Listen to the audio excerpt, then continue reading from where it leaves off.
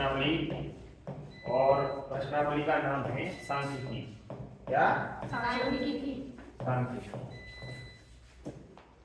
इसके बारे में बात करेंगे और इसमें देखिए सबसे पहले हम बात करेंगे माध्य के बारे में, उसके बाद में बात करेंगे माध्यिका या माध्यक के बारे में और उसके बाद बात करेंगे बहुलक के बारे में। माध्य जो है इसको हम x बार से रिप्रेजेंट करते हैं, माध्यिका है इसको हम लोग कैपिटल M से रिप्रेजेंट करते हैं और बहुलक है इसको हम लोग Z से रिप्रेजेंट करते हैं, है ना। तो माध्य, माध्यिका और बहुलक जो है, माध्य माध्यिका बहुलक में एक संबंध है। वो संबंध क्या है? कई बार बोर्ड परीक्षा में ये प्रश्न पूछा गया है कि माध्य माध्यिका और बहुलक में क्या संबंध है। देखिए माध्य माध्यिका और बहुलक तीन है, ठीक है। तो यहां पे बहुलक में यदि हम माध्यिका 2 गुना जोड़ दें तो माध्यिका का 3 गुना मिलता है। कितना मिलता है? 3 गुना। तो हमको ये चीज विशेष रूप से जो है याद रखनी है, ये चीज, ये संबंध है। क्या है ये? संबंध है, संबंध है, रिलेशन है माध्य माध्यिका और बहुलक में। कि कोई बहुलक है, अगर उसमें माध्य को जोड़ें तो वो माध्यिका का 3 गुना मिलता है। क्या मिलता है? बहुलक प्लस 2 माध्य बराबर 3 माध्यिका, ठीक है ना। तो माध्यिका 2 गुना बहुलक में जोड़ने पर माध्यिका का कितना मिलता है? 3 गुना। आप लोगों के लिए बहुलक पूछ लिया, जैसे बोल दिया कि साहब बहुलक निकालना है, हमें बहुलक निकालना है, तो 3 माध्यिका तो इधर दे रखी है, -2 माध्य है ना। 2 माध्य इधर चला जाएगा तो किसका हो जाएगा? माइनस का। तो माध्यिका की वैल्यू रख देंगे और इधर माध्य की वैल्यू रख देंगे। हमारे लिए किसकी वैल्यू आ जाएगी? बहुलक की वैल्यू आ जाएगी। तो इस तरीके से हम बड़े आसानी के साथ में माध्य माध्यिका और बहुलक का जो संबंध है उसको समझ सकते हैं। और कोई भी वैल्यू दे रखी है उसमें हम लोग जो है वैल्यू पुट करने के बाद में उसकी जो यथास्थिति है उससे अवगत हो सकते हैं। तो ये सूत्र है, ये आपको याद हो गया अच्छे से। अब देखिए मैं आप लोगों को बता दूं कि जो माध्य है इसमें इसे ज्ञात करने के लिए एक प्रत्यक्ष विधि है, एक अप्रत्यक्ष विधि है। अप्रत्यक्ष विधि और प्रत्यक्ष विधि क्या होती हैं, क्यों इनका यूटिलाइजेशन किया जाता है, कैसे उपयोग करते हैं। तो देखिए सबसे पहले मैं आप लोगों को बता दूं, देखिए मैं बता रहा हूं आप लोगों को कि माध्य, क्या बता रहा हूं? माध्य। माध्य ज्ञात करने की कितनी विधि है? एक तो प्रत्यक्ष विधि है और एक कौन सी विधि है? अप्रत्यक्ष विधि, ठीक है। अप्रत्यक्ष विधि में हम लोग 2 लेते हैं, एक तो है कल्पित माध्य विधि, कल्पित माध्य विधि, और दूसरी है पग विचलन विधि, ठीक है। पहले तो हम लोग ये समझें कि जो प्रत्यक्ष विधि है ये वाली, इसका प्रयोग कब करते हैं? जब डायरेक्टली मान दे रखा हो, कोई भी x का मान दे रखा हो, y का मान दे रखा हो, और हम लोग x और y यानी चर और फ्रीक्वेंसी बारंबारता का जो मान है वो हम लोग प्रतिस्थापित करके साधारण गुणा करने के बाद में और उसका टोटल निकाल लें। छोटे छोटे आंकड़े हैं, राशियों का योग बटे राशियों की संख्या, प्रेक्षणों का योग बटे प्रेक्षणों की संख्या, चरों का योग बटे चरों की संख्या।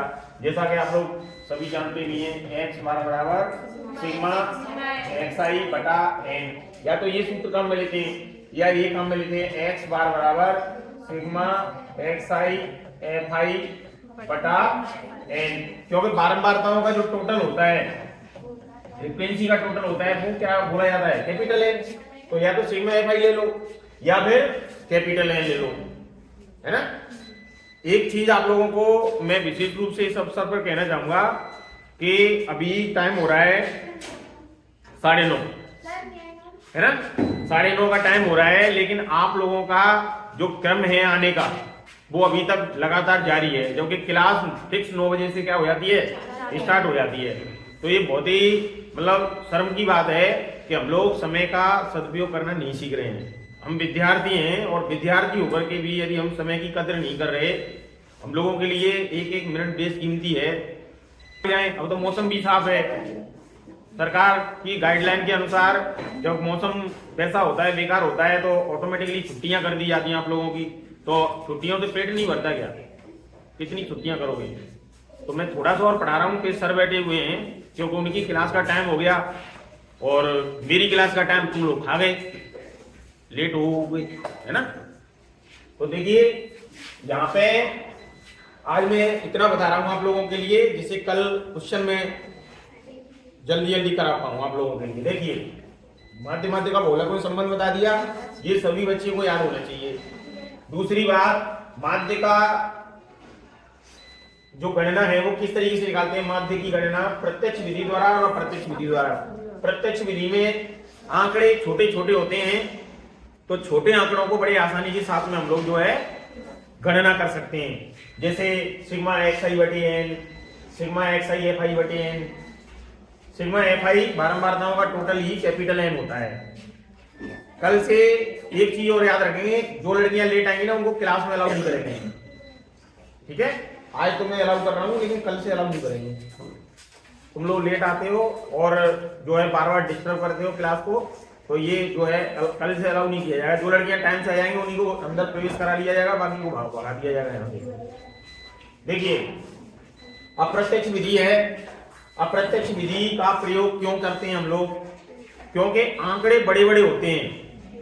जैसे मान के लिए 100 से 200, 200 से 300, 300 से 400, 400 से 500, या फिर ऐसे होते हैं 0 से 400, 400 से 800, 800 से 1200, 1200 से 1600, 400, 400 का अंतर है। ऐसे बड़े बड़े आंकड़े होते हैं, बारंबारता भी बड़ी बड़ी होती है, है ना। तो फिर ऐसे आंकड़ों को हम किस तरीके से जो है सोल्ड आउट करें, तो हम लोग क्या करते हैं, कल्पित माध्य मान लेते हैं, बीच का मान लेते हैं। जैसे फॉर एग्जांपल मैं आपको बताऊं, जैसे मैंने लिखा 70, 80, 90, 100 और 110। तो ये कितने हैं बताइए, 1 2 3 4 5, 5 प्रेक्षण है टोटल। कितने हैं, 5 प्रेक्षण हैं। अब ये 5 प्रेक्षण जो हैं वो सम है कि विषम है, विषम है। तो 5 में 1 जोड़ देंगे, 2 का भाग लगा देंगे, तो 6 में 2 का भाग लगा कितने आएंगे, 3। तो चाहे ऊपर से तीसरा ले लो, चाहे नीचे से तीसरा ले लो। कल्पित माध्य A का मान कितना आएगा बोलिए, 90। तो इस तरीके से कल्पित माध्य मान लिया, फिर चरों में से उसको घटाते जाते हैं, xi minus a, xi minus a, xi minus a, बार बार। समझ में आई। उससे हमारा विचलन निकल के आ जाता है, d निकल के आ जाता है, डिफरेंस निकल के आ जाता है। और डिफरेंस निकल के आता है तो बड़ी आसानी के साथ में जो है हम लोग पग विचलन विधि या कल्पित माध्य विधि जो है हमारी, उससे हम लोग उसको सोल्व आउट कर सकते हैं, ठीक है। तो पग विचलन विधि है और कल्पित माध्य विधि है, यह आंकड़ों को छोटा करने के लिए और जो है माध्य बड़े आसानी के साथ में निकल जाए उसके लिए जो है इस विधि को काम में लिया जाता है। और माध्य का है वह n/2 या n+1/2 पद होती है। n बराबर, जब माध्य का निकालनी हमें चरों के साथ में हम लोगों के लिए फ्रीक्वेंसी भी दे रखी है, तो फिर हम संचयी बारंबारता निकालते हैं, कम्युलेटिव फ्रीक्वेंसी CF बोलते हैं उसको, है ना। तो m बराबर capital L plus n/2 minus CF/F into H वर्ग अंतराल होता है, या I लगा देते हैं।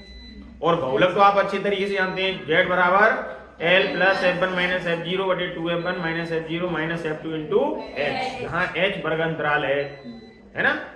L लोएस्ट वैल्यू है, एक निम्नतम सीमा होती है, एक उच्चतम सीमा होती है। तो इनके बारे में हम लोग जो है विचार करेंगे। वो सर जो है विज्ञान वाले वो भी आ गए हैं, तो वो भी पढ़ाएंगे आप लोगों को। Good morning students. आज अपना टॉपिक है, ये आपकी जो क्लासेज है देवनारायण योजना में जो बोर्ड क्लास के स्टूडेंट्स हैं उनको लाभान्वित करने के लिए साइंस का जो टॉपिक आपने स्टार्ट करने जा रहे हैं आज, विद्युत चुंबकीय प्रेरण। बच्चों, अपन ने जो क्लास ली थी प्रीवियस क्लास में अपन इसमें पढ़े थे कि विद्युत धारा की जो इफेक्ट है चुंबकीय क्षेत्र के साथ संयोजित करते हुए कौन कौन सी। जैसे प्रीवियस क्लास में हमने आपको बताया था कि MRI, ये मेडिकल साइंस में अपना काफी अच्छा उपयोग है। आप में से किसी की MRI हुई है भविष्य कभी? MRI डिवाइस देख लिया आपने? कैसा चैम्बर होता है उसमें? गोल चैम्बर होता है। जैसे टोस्ट को अपन बेक करते हैं ना, टोस्ट को उसमें अंदर जाती है और वो बाहर आके बेक होके आ जाते हैं। इसी तरीके से MRI क्या होती है? चुंबकीय विकिरणों के माध्यम से हमारे शरीर के अंदर किसी भी प्रकार की क्लॉटिंग है, किसी भी प्रकार की असंगतता है, उसको बताती है। तो देखेंगे आप इसका फुल फॉर्म क्या है। सबसे पहले चुंबकीय अनुनाद प्रतिबिंब, यानी कि मैग्नेटिक। एक्सरे में तो क्या है, रेडियो और एक्सरे जाती है अंदर, इसमें मैग्नेटिक अंदर जाती है, बॉडी के अंदर पूरा एक इमेज बनाती है। मैग्नेटिक रेजोनेंस इमेजिंग, इसको आप याद रखेंगे। एक बच्चों जो इलेक्ट्रिसिटी अपन पढ़ रहे हैं, विद्युत धारा, लास्ट 4 से 5 क्लास अपन ने जो ली, अब अनुप्रयोग पर बात आती है। विद्युत के बिना अपना कितना जिंदगी में कोई भी बहुत ज्यादा महत्व है। सबसे पहले जो बल्ब बनाया, विद्युत बल्ब, कोई स्टूडेंट बता सकती है कि विद्युत बल्ब का आविष्कार किसने किया? बताइए। Very good. किसने किया? Thomas Alva Edison. सबसे पहले हमारे जो परिवार के साथी थे, अपने लोग थे, चिमनियों में, लैंटर्न उनमें पड़ा करते थे। और जब से एडिसन साहब ने बल्ब का आविष्कार किया, पूरी दुनिया में क्या आई बच्चों? क्रांति आई। अभी हम और आप देखो ट्यूबलाइट की रोशनी में पढ़ पा रहे हैं, दिन हो रात कोई सीमाएं नहीं रही। तो इस प्रकार से लाइट के और भी काफी सारे उपयोग हैं। सर्दी का मौसम है तो हीटिंग का भी देखो, इलेक्ट्रिसिटी कितना बढ़िया ध्यान रखती है कि विद्युत धारा के तापन और ऊष्मा पर आधारित युक्तियां कौन कौन सी हैं। तो आप बताते चले। विद्युत हीटर का इस्तेमाल आप बहुत अच्छे तरीके से जानते हो। ये क्या कर रही है? सभी विद्युत धारा को ऊष्मा या ताप में परिवर्तित कर रही है। गीजर पानी गर्म करने का काम आ रहा है। ये क्या चीज है? क्या होता है ये?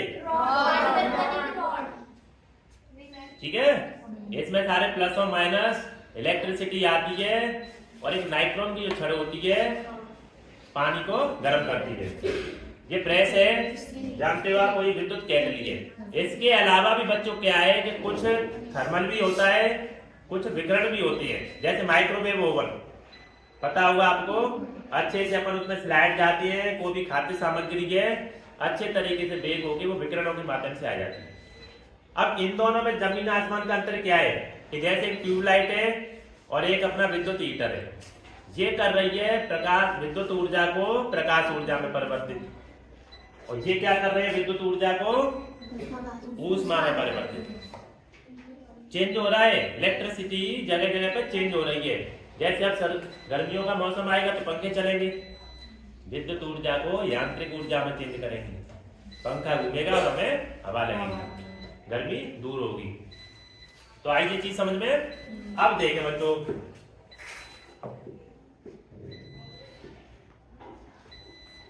कल हमने आपको बताया था,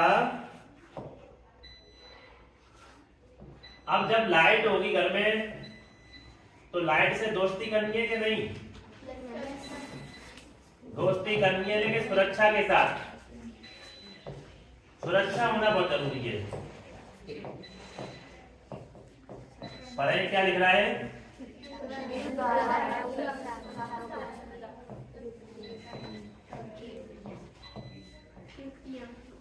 जैसे आपको कल बताया था, जैसे आप भी अच्छे तरीके से जानते हो, जैसे कोई लाइट का पोल है, ठीक है, एक पोल ये हो गया, एक लट्ठा ये हो गया,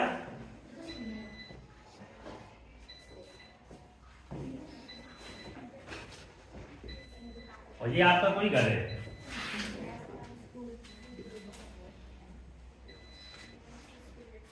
अब लेंगे तो अपन इसी से विद्युत धारा यहीं से प्राप्त होगी। तो यहाँ से आपका जो मुख्य मेन लाइन है वो घर में प्रवेश करने से पहले मीटर लगा हुआ है, तो इस लाइन को क्या बोलेंगे? मेंस बोलेंगे। मुख्य लाइन है वो मेंस होती है। कौन सी लाइन है ये? ये मेंस लाइन है। यहां से अपना क्या है? विद्युत का प्रवाह हो रहा है। अब बच्चों आपको बताएं कि देखो घरों में भी कई तरीके की डिवाइसेज होती हैं। आपके घर वालों को पता है कि जैसे अपन विद्युत हीटर है, एक साथ समरसीबल चालू करेंगे, एक साथ हीटर चालू करेंगे, एक साथ आटा चक्की चालू करेंगे, तो लोड आएगा कि नहीं आएगा? तो इसी तरीके से जो मैकेनिक होता है शुरुआत में 2 तरीका के वायर उसमें डालता है।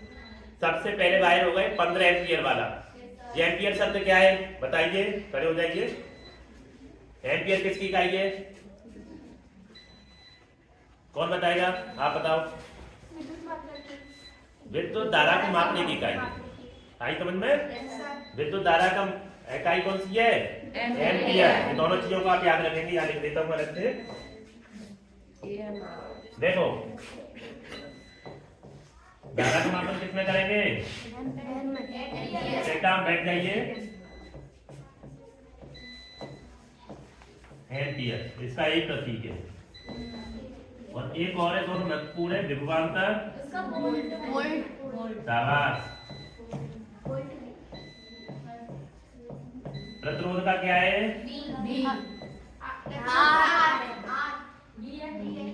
मात्रक क्या है प्रतिरोध का? आर तो है, आर को क्या बोलेंगे? ठीक है, इनको आप याद रखें। अब जो मेंस लाइन आई तो घरों में 2 तरीके वायर हो गए। कुछ कम खपत वाले हैं, जैसे कम खपत में क्या है? CFL क्रांतिकारी परिवर्तन आया। जैसे पहले 100 वाट का बल्ब था, अब एक 100 वाट के बल्ब में अपन 10 ट्यूबलाइट चला सकते हैं। पंखे बहुत हैवी थे, 50-50 वाट के आने लगे अच्छे, तो वो 5-5 वाट की हो गई। 5 एम्पियर की लाइन और 15 एम्पियर की लाइन। अब बच्चों में क्या है, कभी कभी सारे के सारे सर्किट टाइम के हिसाब से, नाइट्रोम का तार है, कॉपर का तार है, चालकता भी तारों की अलग अलग होती है, उसकी वजह से अपन क्या करेंगे?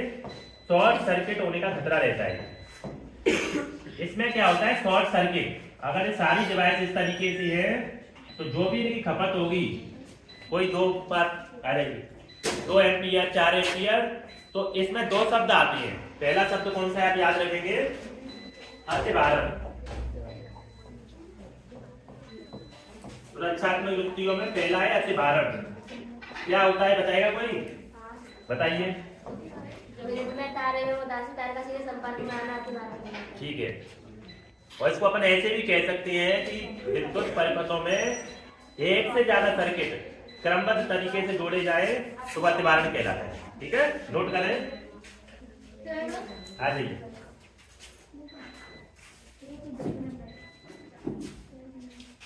अतिभारण की देखो, यदि एक से अधिक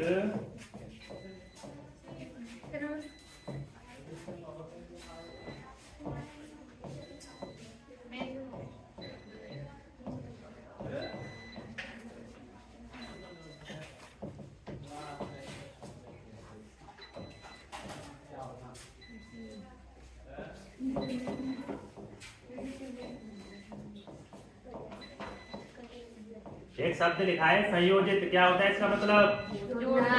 जोड़ना।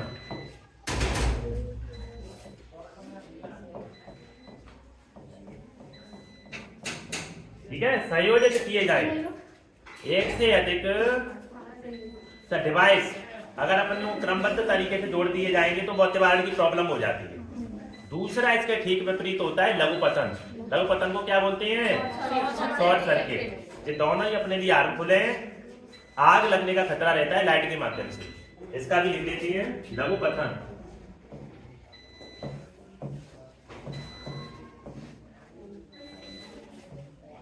Short circuit. कभी कभी आपने देखा है बच्चों, लाइट की वोल्टेज ज्यादा हो जाती है अचानक से, मेंस जो होता है ज्यादा और कम होता है, तो ऐसी आपात स्थिति में क्या होता है? अवांछित लाइट के माध्यम से विद्युत धारा का ब्रेकअप होना, प्रवाह का रुकना, स्पार्किंग होना, ये सारी चीजें लघु पतन कहलाती है। क्या कहलाती है? लघु पतन या शॉर्ट सर्किट कहलाती है। देखो इसको, अवांछित, जैसे अनुमत धारा होती है 220 वोल्ट, अवांछित का मतलब होता है उससे या तो ज्यादा हो सकती है, कम होगी तो कोई नुकसान नहीं है, पर एकदम ज्यादा हो जाएगी तो खतरा होता है, अपने विद्युत उपकरण झुक जाते हैं, वो लघु पतन के कारण होता है। अवांछित विद्युत धारा अचानक से प्रवाह,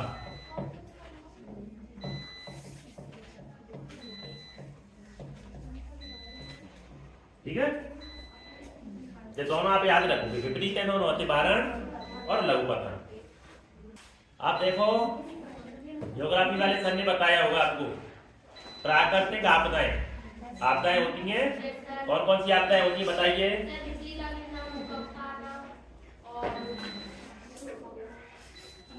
बहुत सारी हैं, बाढ़, ठीक है, सुनामी तो क्या है, तटवर्ती इलाकों में आती है, समुद्र के आसपास इलाकों में आती है। इसके अलावा एक भूकंप की बात की है, अभी कहाँ पे भूकंप आया है परसों बताइए? अखबार पढ़ रहे हो आप लोग? टाइम नहीं मिलता पेपर पढ़ने का, सुबह पढ़ा करो 15 मिनट। आपने जो तिब्बत है ना, चीन ने जो अटैक किया था अपना JNK पे, जितना वो घेरा हुआ इलाका है तिब्बत और सियाचिन, इसमें भूकंप आया था बच्चों परसों, 7.8 तीव्रता का भूकंप है, बहुत जनहानि भी हुई है। तो ये आती रहती है। उसी आपदा में से एक आपदा है तड़ित, बिजली गिरती है, बरसातों का मौसम होता है, मूसलाधार वर्षा होती है, तो अपन कैसे सुरक्षित तरीके से बचते हैं? अचानक से ऐसे लगता है कि मतलब गिरी, अपने घर पे गिरी और लोगों पे गिरती है तो देखो मृत्यु हो जाती है, बहुत ज्यादा घातक होती है। अब बताइए, आपको पहले बताया गया था कि जो तड़ित है, जैसे थंडर स्टॉर्म कहती है, उसका कारण क्या है? जैसे यहाँ भी कोई कारण है कि जैसे 2 तरीके के तार आए मेंस में 2 तरीके के तार आते हैं, एक तार होगा लाल और एक काला कलर का। जो लाल कलर का तार है वो किस काम का है? प्लस का है, धनात्मक है, और काले कलर का है जो ऋणात्मक है। तब जब प्लस और माइनस होंगे तभी तो विद्युत का आवेश होगा। इसी प्रकार से बच्चों बादलों में होता है, जो क्लाउड से बारिश भी हो रही है, जब वो आपस में टकराट होगी दोनों में, तो उत्पन्न आवेश से बिजली उत्पन्न होगी, आवाज भी होगी बहुत ज्यादा और चमक भी होगी।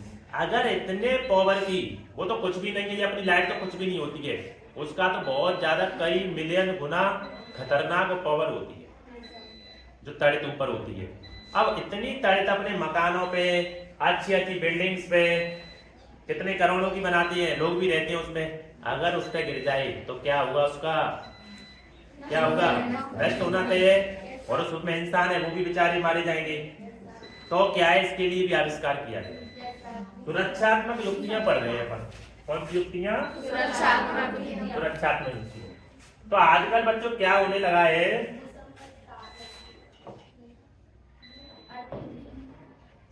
देखो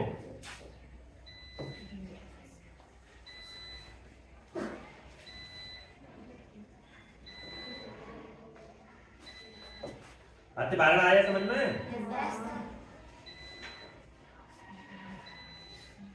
अब इसमें क्या करेंगे बच्चों अपन, कि जो तड़ित आई, ज्यादा खर्चा नहीं है, जब भी अपने मिस्त्री साहब फिटिंग करते हैं लाइट की, उसी वक्त तड़ित चालक लगवा देते हैं। क्या लगवा देते हैं? तड़ित चालक। और तड़ित चालक को अपन एक हिंदी में भी बोल सकते हैं भूत संपर्क तार। क्या बोलते हैं? भूत संपर्क तार। इसमें क्या करेंगे, इसमें ये करेंगे बच्चों के इस तरीके से, अपनी जो दीवार है ना, सबसे ऊंचा पॉइंट, इसमें ये देखा जाएगा कि उसको टच नहीं करे, बिजली गिरने से पहले उस वायर को अपन टच करेंगे। तो इस प्रकार का एक पोल लगा देते हैं दीवार, ये पोल लग गया, और इसको या तो अपन दीवार में इसको सीमेंट में अंदर चलवा देते हैं, या फिर कहीं से भी इसका तार, फिर अपन क्या करेंगे, 30 मीटर गहरा गड्ढा खोदा जाता है, मकान बनने से पहले ही विद्युत की फिटिंग होने से पहले। और ये तार होता है जो चालक होता है। हालांकि पहले भी बताया था कि सबसे ज्यादा चालकता किसकी है, कौन सी धातु की है चालकता, चांदी की। कौन सी की, चांदी की। चांदी की प्राइस क्या है अभी बताइए, बताओ। चांदी की प्राइस है बच्चों 80,000 रुपए किलो। अगर चांदी के तार लगाएंगे तो खतरा हुआ कि नहीं? तार तो बढ़िया काम करेंगे, अच्छा करेंगे, लेकिन वो नुकसान हो जाएगा है। तो इसलिए चांदी से भी कम होती है तांबे की। तांबे का भी तार बच्चों महंगा आता है, 400 450 रुपए किलो आता है अच्छा वाला तार। तो ज्यादातर इसमें लोहे भी बड़ा अच्छा चालक है, कोई दिक्कत नहीं है। तो इसको इस तरीके से अपन उसमें क्या है, एक यहाँ पे आर दी होती है। माना कि कभी बादलों के माध्यम से ये तड़ित का डिफेंस होता है, तो ये तड़ित जो है, जो थंडरस्टॉर्म है, इस तड़ित चालक से जैसे ही टच की, उसको तो अपना रास्ता चाहिए, पानी हो, इलेक्ट्रिसिटी हो जाने के लिए। तो मकान पर गिरने के बजाय इस तार के माध्यम से सुरक्षित तरीके से जमीन में समा जाती है। और धरती हमारी माता है, माँ सबको सहारा देती है। इतनी गहराई है कि कितनी भी वोल्ट आए, कितना भी पावर है, वो अपने में संभाल देती है सभी को। तो अपना मकान और उसमें रहने वाले लोग सुरक्षित तरीके से बच जाते हैं। ठीक है, इसको क्या बोलेंगे, लिख लेंगे आप। कौन कौन सी डिवाइस बताई? एक डिवाइस होगी भू संपर्क तार। भू शब्द आ रहा है, भू किसका पर्यायवाची है? भूमि का। और कौन कौन से पर्यायवाची है भूमि के? धरा, वसुधा, भूमि, वसुंधरा, धरती। ठीक है, भू संपर्क तार ये सुरक्षात्मक युक्ति है। अब आप देखना कि आपके घर में लगा हुआ है कि नहीं लगा हुआ? लगा हुआ है। किसके घर में? देखो रश्मि के घर लगा हुआ है ये वाला वायर। अपने क्षेत्र, हालांकि आप बहुत भाग्यशाली हो कि अपने यहाँ बहुत कम आपदाएं आती हैं। आप सबसे ज्यादा सुरक्षित जगह पे बैठे हो। इंडिया, हिंदुस्तान में सबसे ज्यादा सुरक्षित है वो अपना धौलपुर और इसके आसपास का ही क्षेत्र है। ठीक है, बहुत कम आपदाएं आती हैं। ये आपदाएं बच्चों इस प्रकार की होती है ना, जो बिल्कुल भूमध्य रेखा पर है। पता नहीं कब बारिश हो गई, अभी थोड़ी देर में खुल गया मौसम, फिर बारिश होने लगी, बिजली कड़क रही है, धुआंधार मूसलाधार बारिश हो रही है। वहां ये सारी करामातें होती रहती हैं। तो ये कार्यक्रम लग सकता है, नहीं भी लगा तो आप दूसरों को जागरूक कर सकते हो। भू संपर्क तार क्या चीज है। अब एक दूसरी डिवाइस बताएंगे अपन, फ्यूज, विद्युत फ्यूज। छोटी सी चीज काम करे महान, कहते हैं ना, बहुत छोटी सी चीज। हालांकि आप उसको देखोगे नहीं, पर उसका यूज बहुत ज्यादा है। देखते हैं क्या यूज उसका। भू संपर्क तार आ गया। दूसरी डिवाइस है, दो ही डिवाइस है इसमें सुरक्षात्मक। एक तो फ्यूज हो गया, तार छत के ऊपर लगेगा, और ये क्या लगेगा विद्युत उपकरणों में। देखो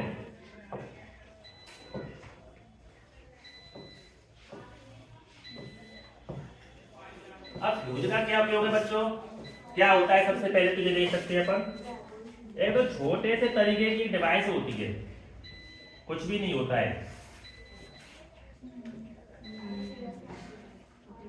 ये कांच का बना हुआ होता है। अंदर का जो तार होता है वो नाइक्रोम है, मिनिएचर, इससे बनाया जाता है। अब ये जो मैंने बताया था, अपन प्रीवियस चैप्टर्स में पढ़ चुके हैं कि हर चालक तार के लिए प्रतिरोध आवश्यक होता है। लेकिन आप एक कल्पना करो कि इस फ्यूज का जो प्रतिरोध है बहुत ज्यादा उच्च होना चाहिए, कम होना चाहिए? उच्च होना चाहिए। कैसा होना चाहिए? उच्च होना चाहिए। और इसका गलनांक कम होना चाहिए। गलनांक इसलिए कम होना चाहिए कि इसका मकसद क्या है।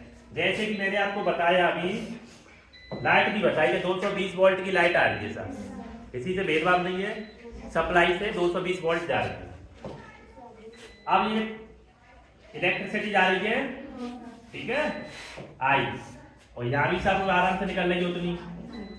जैसे कि 220 वोल्ट इनपुट और आउटपुट समान है, थोड़ा बहुत कम ज्यादा है कोई दिक्कत नहीं है, पर अचानक से कोई शॉर्ट सर्किट हो जाता है, दोनों तार आपस में मिल जाते हैं, मेंस 220 की बजाय 900 वोल्ट तक पहुंच जाता है, तो ऐसी आपात स्थिति में क्या होगा कि लाइट इसके माध्यम से जाएगी और यहाँ पे जो क्या लगा हुआ है, जो नाइक्रोम का तार है ना, बता रहे हो अभी, उच्च प्रतिरोध निम्न गलनांक, उसके माध्यम से जैसी लाइट जाएगी ये ब्रेक हो जाएगा, ये पिघल जाएगा, टूट जाएगा, और इस स्थिति में क्या होगा बच्चों, परिपथ टूट जाएगा। और आपको पहले भी बताया गया था कि परिपथ कंप्लीट होने के लिए पूरी तरीके से पैक्ड होना चाहिए। करंट का प्रभाव ऐसे नहीं होगा कि अपन इतनी दूर से करें फिर देखे अब आ रही है क्या, अब आ रही है क्या, अब आ रही है क्या, जब तक टच नहीं होगी, जब तक इलेक्ट्रिसिटी का प्रभाव नहीं होगा, विद्युत परिपथ ही नहीं बनना। तो फ्यूज का सबसे इंपॉर्टेंट काम क्या है कि विद्युत परिपथ को आपातकालीन स्थितियों में ब्रेक कर देता है। छोटी सी युक्ति है, तो देखो कितना बढ़िया आविष्कार किया गया है। जितना इंपॉर्टेंट आविष्कार बल्ब का किया एडिसन साहब ने, उतना ही ज्यादा महत्वपूर्ण फ्यूज है। अगर फ्यूज नहीं होता अपने घरों में, आपातकालीन स्थितियों में रोज के रोज धमाके होते रहते। उसके घर में लाइट लग गई, आग लग गई साहब, उसके घर में ये जल गया, वो जल गया, बड़े चैन से सारा कार्यक्रम व्यवस्थित तरीके से है, अपन भी करते रहते हैं, और फ्यूज भी बिना किसी से कुछ कहे अपना काम शांतिपूर्वक करता है। तो इसके दो गुण लिखेंगे सबसे पहले आप। वाइट वाले को, ये वाइट वाला, हाँ ये अच्छा दिखता है, वो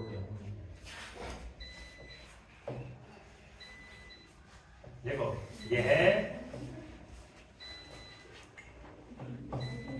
विद्युत की अवांछित मात्रा। अवांछित का मतलब बच्चों वही है, अनुमत मात्रा होती है ना घरों में, उससे ज्यादा हो जाए तो है अवांछित मात्रा। के प्रवाह के दौरान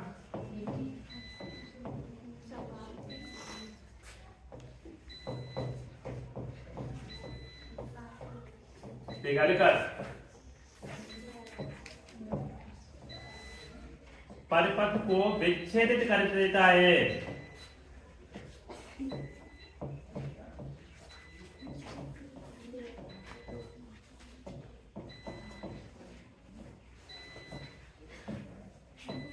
ठीक है, पहली बात तो ये होगी इसकी।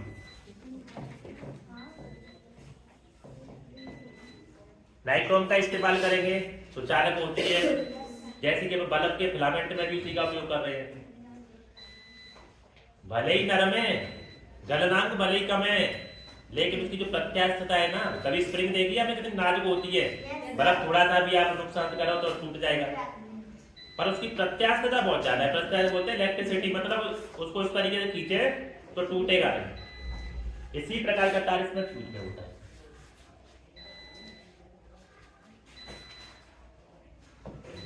एक दूसरा गुण लिख लो, चलो इसका गुणधर्म क्या है दूसरा,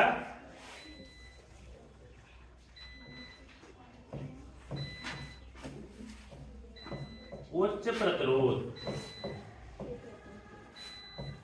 अगर प्रतिरोध ही निम्न हो जाएगा तो कैसे ब्रेक होगा, विद्युत का प्रभाव ज्यादा होगा, तो अपन को करना थोड़ी है, उतना ही करना है कि अनुमत मात्रा है तो उसको ब्रेक कर सके। विद्युत उच्च प्रतिरोध होगा और गलनांक इसका क्या होगा, कम होगा, अल्प होगा। ठीक है,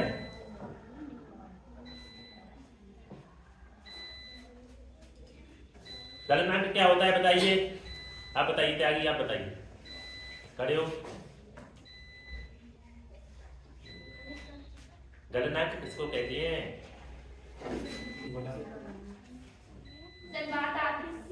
जिस पर कोई पदार्थ पिघलने लगता है, गलनांक कहलाता है। Very good. वह न्यूनतम ताप जिस पर कोई पदार्थ पिघल जाता है, ठीक है, गलनांक कहलाता है। एक और शब्द होता है क्वथनांक। क्वथनांक क्या चीज होती है? अधिकतम ताप जिस पर कोई पदार्थ भाप बनने लगता है, क्वथनांक कहलाता है। अब भाप पदार्थ है, द्रव बनेगा, द्रव बनेगा किसमें? वाष्प में, मतलब वो क्वथनांक कहलाएगा, बॉइलिंग पॉइंट कहलाएगा, बीपी कहलाती है इसको। और एक होता है हिमांक। हिमांक क्या चीज होती है? सर जिसको चलने लगता है बस हिमी से और बस। चल पर वहां में जीरो होता है। Very good, sit down. तो देखो आप ये जब अच्छा वो है कि जैसे आप चाय बना रहे हो, मम्मी ने चाय पी के आए हो, कौन कौन चाय पी के आया है? सभी पी के आ रहे हैं, सर्दी का मौसम इसलिए। आप नहीं पी के आए? क्यों? पीती नहीं अच्छा, वेरी गुड, बचना चाहिए वैसे तो। बस सर्दियों में हाँ बहुत दिन हो गए। अच्छा, तो मम्मी ने जैसे चाय बनाई तो अचानक थोड़ी बोला वो पानी है ना, चाय बनाई और तब बन गई 2 मिनट में। उसका इंतजार करना पड़ता है, कुछ पीने के लिए कुछ खाने के लिए इंतजार तो करना ही पड़ेगा, और इंतजार का फल मीठा होता है। तो वो जब तक 100 डिग्री सेल्सियस को प्राप्त नहीं कर देगा तब तक पानी बनेगा। मौसम तो बनाएगा वो धीरे धीरे, आप कहोगे देखो देखो देखो, पर जैसे ही 100 डिग्री सेल्सियस होगा वो बढ़ने लगेगा। ऐसे ही आज धौलपुर का टेम्परेचर अभी का है 12 डिग्री सेल्सियस, और माउंट आबू का है 3 डिग्री सेल्सियस। और माना कि धौलपुर का 0 हो जाए तो क्या होगा? और हम और आप कहाँ होंगे? इस क्लास में होंगे क्या? बहुत आपातकालीन स्थिति आ जाएगी बच्चों, 0 पे अपन नहीं झेल पाएंगे। और एक भास्कर पढ़ा था आपने 1 तारीख का, आपके ही साथी रसिया में, रसिया है रूस, उसका साइबेरियन प्रदेश बच्चों बहुत ही ताज्जुब वाली बात है, -57.6 डिग्री सेल्सियस। बड़े आराम से जिंदगी जी रहे हैं, देख लो। 1 घंटे के लिए धूप निकलती है बस। धूप तो निकलती है, वो मतलब कपड़े उसी से सूख जाते हैं बर्फ से ही। हाँ। और जब ये टेम्परेचर उनके लिए 37 हो जाए ना, -37, तब नो करे यार आज तो ठंड कम है, हम खत्म ही हो जाएंगे, उठा उठा के ले जाएंगे। तो ऐसा भी होता है। 0 डिग्री हमने बताया भी कि हिमांक क्या चीज है कि जैसे ही फ्रिज में रखा अपन ने कोई आइस ट्रे, गर्मी आने वाली है, बर्फ खाएंगे, आइसक्रीम खाएंगे, तो जैसे ही 0 डिग्री सेल्सियस होगा बर्फ जम जाएगी, द्रव जो पदार्थ है वो उसमें परिवर्तित हो जाएगा। तो इसी प्रकार से उच्च प्रतिरोध और गलनांक कम होना चाहिए, गलनांक हाई नहीं होना चाहिए, दोनों गुणे देख लो, लिख लिए? ठीक है।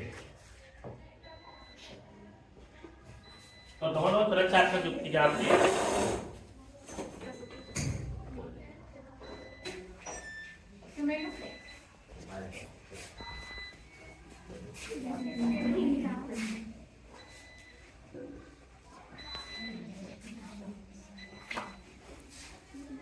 क्लास में आनंद आ रहा है कि नहीं? समझ में आ रहा है? सर बहुत अच्छी साइंस पढ़ा रहे हैं आपको।